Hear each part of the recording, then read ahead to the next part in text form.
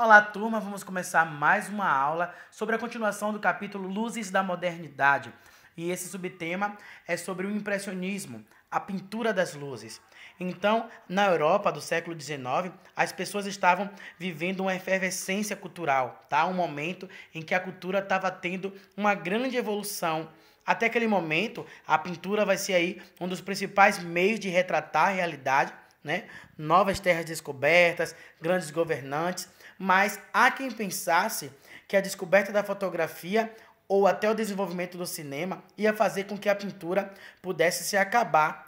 O surgimento da fotografia, a evolução de suas técnicas vão fazer com que os registros instantâneos, como os retratos, se tornem aí mais acessíveis, principalmente para a população, né, que tinha determinadas condições financeiras aí e alguns setores da classe média. Mas é possível ver que as linguagens visuais elas vão a cada dia se renovando.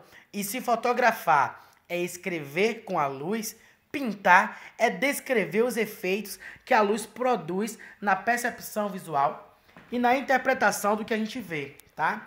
Então, essa atenção aos efeitos da luz solar sobre objetos, paisagens, vai dar origem ao que a gente chama de impressionismo. Então, os artistas, eles saem de dentro dos seus estúdios, eles saem de dentro dos seus ateliês e vão para céu aberto, vão para fazer pintura na área externa. E eles vão prestar atenção na incidência da luz do sol sobre paisagens e objetos. Por exemplo, eles escolhem uma determinada paisagem e aí começam a pintar, né, a luz solar ali às 10 da manhã, depois pintam a luz solar ao meio-dia, depois pintam a luz solar ali às 3 da tarde.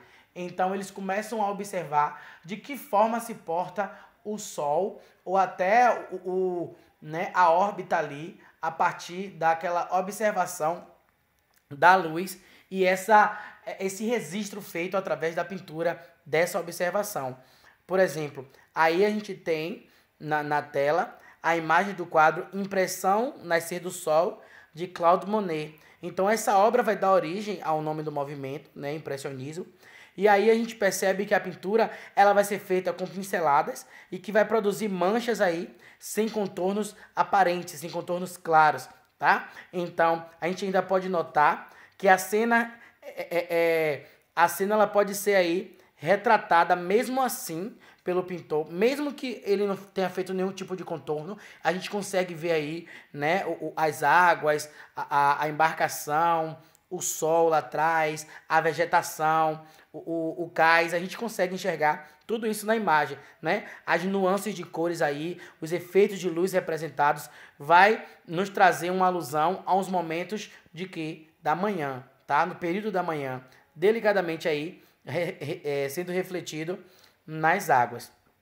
Então, o impressionismo é um movimento, né, na Europa que vai trazer aí, é um movimento rápido na Europa, que vai trazer aí essa incidência da luz do sol. E algumas gravuras japonesas vão influenciar bastante os artistas do impressionismo, né? O Ukiyo, em japonês, significa aí imagens do mundo flutuante.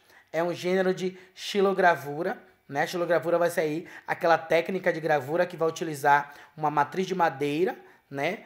É como se fosse um carimbo, por meio dali se fazem várias impressões com uma prensa. Então, vai se desenvolver muito a partir do século XVII. Inicialmente a xilogravura em preto e branco, né? Então, o ukiyo ele vai passar a ser feito aí com cores no século XVIII e é quando ele vai ter aí o seu melhor momento, o apogeu. E a gente vai ter aí, né, uma das gravuras mais famosas, né, a Grande Onda Kanagawa, que está aí na tela de vocês, tá? Feita pelo pintor e gravurista japonês Katsushika Hokusai. Olha, não falo japonês, mas a gente tenta, tá? Então, vai integrar aí uma série chamada 36 Vistas do Monte Fuji, composta por paisagens observadas desse local no Japão. Então, essa questão aí de todas essas imagens, né, dessas 36 vistas do Monte Fuji aí, traz essa ideia de observar também o sol incidindo em diversos momentos do dia sobre uma determinada paisagem, como é a questão do impressionismo. Então, para você ver que eles têm uma relação sobre eles que envolve luz e envolve cores. E se envolve cores, a gente vai ver sobre a questão das cores complementares e as cores análogas, tá? Então, a gente analisa aí que o uso das cores no impressionismo, né, é uma coisa bastante incidente. Então, para isso, a gente retoma aí um pouco dos estudos sobre as cores. E entre as cores pigmento, que são aqui que nos interessam agora, a gente vai ter duas classificações. Entre as cores pigmentos, a gente vai ter as transparentes e as opacas. Então, eu coloquei aí para que vocês vissem um esquema de cores pigmentos transparentes primárias, né, e secundárias. Cada cor primária ela é complementar de uma cor secundária e vice-versa, né, como a gente pode ver aí nesse círculo cromático. Então, preste atenção aí como é que se porta o círculo complementar, que é a cor oposta ao que tá de frente, e a análoga é a questão de um degradê que vai se formando lado a lado, né, uma a outra.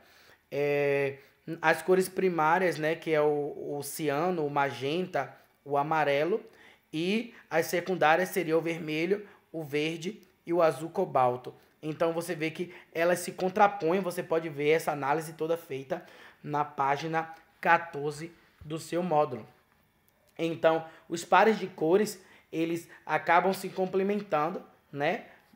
No círculo complementar, eles vão estar em lados opostos dos círculos, e as cores complementares elas vão ser muito usadas aí para destacar elementos e direcionar a atenção de quem está observando a imagem. Então, não é uma coisa que simplesmente, eu vou colocar e pronto. Não, gente. É uma coisa bem estudada a partir das paletas de cores, né, desse círculo cromático aí. As cores que se encontram próximo uma das outras dentro do círculo, a gente chama de análogas ou harmoniosas, porque elas vão sempre ter uma harmonia entre si, uma proximidade de tons, né? São cores parecidas. Aí, se a gente observar novamente aí a tela impressão Nascer do Sol, deixa eu voltar aqui para vocês verem, né, de Claude Monet, aí vocês vejam como é suave aí a passagem das águas para o céu, né? É feito obtido com o uso das cores análogas. Então, até esse quadro Nascer do Sol, ele foi atrelado a essa paleta de cores aí. Então, a gente tenta perceber que a área da tela, né, que tem maior destaque em termos de cores, né, qual cor se destacaria, quais tipos de cor, né, contorna-se aí. É possível perceber que o Sol é o elemento central, né, aí nessa tela impressionista. Então, ele representa aí essa cor laranja, né, rodeado de pinceladas com tons azulados. E aí, exatamente no lado oposto do círculo cromático, isso compõe aí um efeito de contraste, né? Olha aí no complementar, se você não vê que o laranja é o oposto do azul no círculo complementar, tá vendo? Então, tudo isso é algo a ser observado, certo? E a gente vai para a questão do pontilismo, né? Que são pinceladas já regulares de cores puras, né? Inúmeros pontos aí que estão sobre a tela e que forma, né, uma imagem na sua totalidade. A maneira dos impressionistas, outros artistas, né, também trabalharam aí na pintura as diferentes combinações e composições dessas cores, modificando as pinceladas, né? Como o nome diz, na técnica do pontilismo, eles vão aí utilizar as pinceladas regulares de cores puras, né, com inúmeros pontos sobre a tela que vai compor a imagem no total aí. Então, as variadas cores não era feita aí com mistura de tinta, né, como outras técnicas não, mas aproximação de minúsculos pontos coloridos aí, para que quando fosse observado em longa distância, a gente pudesse dar a sensação, né, de formar novas cores, ou uma sensação aí de vibração, um contraste entre essas cores. Então, se a gente observar a pintura de longe, a gente pode enxergar aí a cor verde, e ao se aproximar, a gente pode passar a ver pequenos pontos azuis e amarelo. Lembra que o azul misturado com o amarelo, ele forma o verde. Então, se você afastar, você vê uma coisa esverdeada. Mas se você aproximar, você vai ver que são pontos azuis e amarelos que vão estar próximos uns dos outros, tá? Isso eu estou pedindo para você observar nessa imagem aí, o Pinheiro em Saint-Tropez, né? O Pinheiro em Saint-Tropez, né? De Paul Signac. Aí você vê tudo isso que a gente está falando. O céu é composto apenas por suaves nuances de cor azulada, né? E as folhas se destacam aí tanto do tronco quanto do fundo, tá? Harmonia e contraste vão formar aí a base do pontilhismo, né? Porque é de longe aquela harmonia, né? De perto vai ver o contraste dos pontos, como a gente pode ver nos elementos dessa pintura. Então a gente fica por aqui, tá? Espero que seja a base para que vocês consigam responder até esse momento a sua atividade. E a gente parte agora nesse mesmo vídeo para um outro tema, né, de continuação do capítulo Luzes da Modernidade, que é compondo os sons. Então, não sei se tem algum músico aí dentro da turma, né? Mas a gente vai ver que o conjunto de melodia, harmonia e ritmo vai formar a base das músicas em geral, tá? Os sons do cotidiano, como o barulho do trânsito das cidades ou de lugares com muitas pessoas, não costumam ter aí a combinação intencional dos elementos e por isso normalmente eles não são considerados músicas, mas sim ruídos. Gente, tem um filme bastante interessante que eu vou sugerir para vocês. Eu sei que a gente está na fase de reposição aí dos conteúdos, mas o filme O Som do Coração, tá? O Som do Coração. Não sei se vocês encontram no Netflix, com certeza você encontra no YouTube. O filme O Som do Coração é bem interessante para vocês entenderem melhor esse conteúdo de compondo os sons, tá? Aí as composições musicais, elas vão costumar expressar sentimentos, ideias, mas também podem nos ajudar aí a conhecer contexto histórico e cultural de determinada época e lugar, tá? Como a gente falou, as músicas elas são feitas de maneira intencionalmente, é por isso que os ruídos que nos rodeiam, eles não são uma combinação de melodia, harmonia e ritmo, e por isso eles não são considerados músicas, mas no filme O Som do Coração, o protagonista, que é um adolescente, né, uma criança do pré-adolescente, o menino tem um dom natural de unir, né, todos os ruídos e fazer aí composições musicais de forma intencional, né? É bastante interessante como ele faz isso aí. É a história de um menino que ele é deixado no orfanato e ele passa a vida querendo encontrar os pais através do seu dom musical. É bastante interessante e eu sugiro que vocês assistam junto com os pais de vocês, tá? Então, vamos lá. As composições musicais, como eu falei, ela vai expressar sentimentos e ideias, tá? E vai nos permitir ver a cultura de uma determinada sociedade. O compositor carioca Donga, né? Ele vai ficar conhecido aí em 1916, né? No registro da Biblioteca Nacional, por ele ter feito aí a partitura da canção Pelo Telefone, né? Considerado o primeiro samba registrado e gravado. Em 1997, Gilberto Gil vai lançar o hit chamado Pela Internet, que vai dialogar aí com as novidades nas comunicações trazidas pela popularização da internet. Então a gente traz que o compositor, aquele que vai compor a música, né, dentro da sua sociedade, dentro do seu período, vai falar do seu contexto social, vai falar daquilo que está vivendo no momento. Então, se a gente quer saber o que é que tal determinada sociedade viveu em determinada época, é só a gente ir atrás das composições musicais que a gente também consegue ver traduzido na música o que é que aqueles artistas quiseram dizer dentro de suas composições, tá? Então, os instrumentos e aspectos das composições musicais. Existem categorias de instrumentos que eles vão ser especialmente vinculadas aos aspectos melódicos, harmônicos e rítmicos, né, de todas as estruturas musicais. E aí a gente vai conhecer alguns deles, tá certo? Os instrumentos melódicos, a gente vai ter aí a flauta transversal, trompete, violino, porque a melodia ela é um dos principais elementos de uma composição musical. Então, ela é uma sequência de notas ordenadas, né, uma atrás da outra ali certinho, né, para poder formar a música.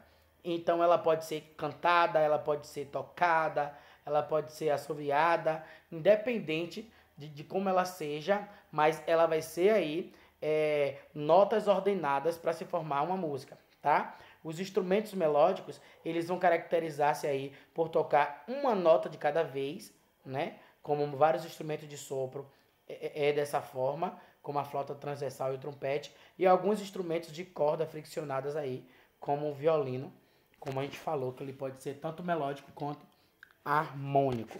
Então, os instrumentos harmônicos, né, a gente vai ter como exemplo aí o violão, a guitarra, o piano, é porque a harmonia é o elemento que caracteriza aí a combinação de notas tocadas ao mesmo tempo, ou seja, simultaneamente. E aí vai formar o que? Acordes dentro da música, tá certo? Então, os instrumentos harmônicos vai ser aqueles capazes de tocar várias notas ao mesmo tempo, né? E juntos vai formar um acorde. E esse acorde é uma harmonia, tá? É uma harmonia entre notas que formam um som. Eles também têm a capacidade de produzir melodias, né? Em uma banda, por exemplo, enquanto alguns instrumentos constroem a melodia de uma música, outros acompanham aí para criar sensação de harmonia. Quando a guitarra faz um solo, né? E a outra faz uma base melódica, né? Eu que já cantei em banda durante muito tempo, eu sempre percebi essa questão de uma guitarra fazendo a parte solo e a outra guitarra fazendo a base, tá? A gente vai ter também os instrumentos harmônicos de cordas, tá? Que vai produzir aí som por meio da vibração das cordas, como a harpa sinfônica, a guitarra elétrica. A gente vai ter instrumentos harmônicos de teclado, como o acordeão, o piano de cauda, né? Que vai aí produzir um som por acionar as teclas. E agora a gente vai sim, né, de fato, para os instrumentos rítmicos, como a bateria, o contrabaixo, o pandeiro, o triângulo. O ritmo é o elemento que vai ditar aí o movimento da música, né, a cadência, né, como é que a música vai se desenvolver dentro do tempo aí, a marcação. E aí a gente percebe, né, o ritmo na força, na duração das batidas que é realizada aí uma batida atrás da outra, nem numa sequência, melhor dizendo. Então, os instrumentos rítmicos, eles são variados, né? A gente vai ter os percussivos, como eu falei, como a bateria, o pandeiro, o triângulo, que vai aí costumar estar associado mais diretamente a marcar o ritmo, né? O contrabaixo ou a guitarra é feito uma associação, contrabaixo, guitarra, piano e tal, tudo numa banda de rock aí, para que dê a ideia de um ritmo, tá certo? Os instrumentos percussivos, né? Os instrumentos cujo som vai ser produzido aí por meio de batidas, agitação, impacto, né? A percussão ela pode ser feita com as mãos, ou ela também ela pode ser feita com o auxílio das baquetas, tá certo? A gente agora fica por aqui. A gente encerra o nosso capítulo Luzes da Modernidade e na nossa próxima aula a gente se vê em Ritmos e Risos.